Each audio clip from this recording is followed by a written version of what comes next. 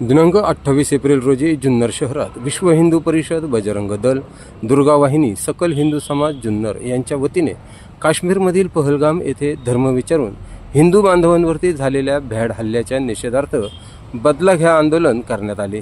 यावेळी सिद्धिविनायक मंदिर, रविवार पेठ ते जुन्नर नगरपालिकेपर्यंत शहरातून रॅली काढण्यात आली। यावेळी भारत माता की जय, पाकिस्तान मुर्दाबाद, नक्शे पर से नाम मिटा दो, पापी पाकिस्तान का अशा घोषणाही देण्यात आल्या।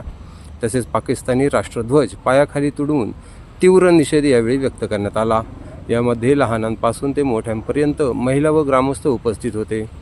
निषेध व्यक्त करताना मपा काजळे, नरेंद्र तांबोळी, हर्षवर्धन कुर्हे, विनायक गोसावी, ऋषिकेश जोगळेकर तसेच दुर्गा वाहिनी वैष्णवी गुप्ता यांनी आपल्या भावना तीव्र शब्दात व्यक्त केल्या।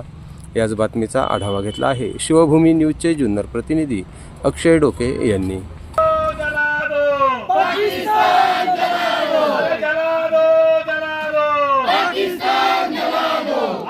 अब तो नगाड़ा बज ही चुका है सरहद पर शैतान का, नाम मिटा दो पाकिस्तान का। भारत माता की जय, वंदे वंदे।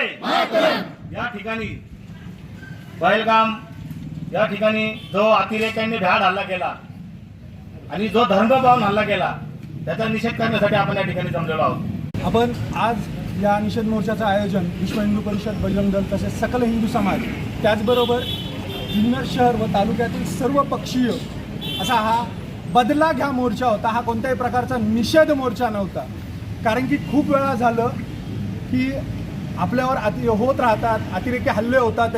आपण डिप्लोमॅसी किती दिवस, अब बात नहीं लात खुलेगी या हिशोबातच उत्तर देणं गरजेचं आहे।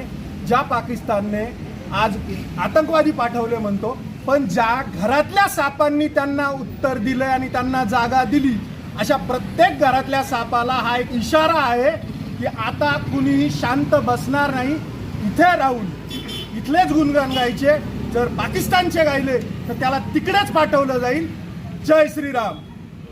काश्मीर आम्ही हा जवळनं बघितलेला आहे।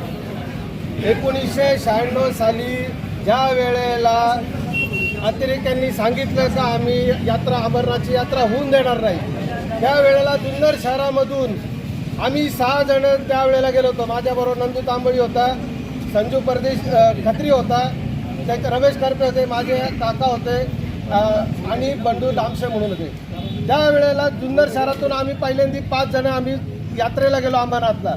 त्यावेळची परिस्थिती 1996 साली आम्ही त्यावेळेला तिथं होतो। यावेळी इतकी जवळनं परिस्थिती बघितलेली आहे, त्याच्यामध्ये आणि आज जमीन आसमानाचा फरक पडलेला आहे। 370 कलम रद्द केल्यामुळे त्या तिथल्या लोकांना आज जो रोजगार मिळाला होता, जे पर्यटक तिथं जात होते, त्याच्यामुळं प्रत्येकाच्या आर्थिक परिस्थिती सुधारली होती। आणि ही आर्थिक परिस्थितीचं वाट लावण्यासाठी म्हणून पाकिस्ताननी अतिरेकी पाठवून पर्यटकांवरती भ्याड हल्ला केला।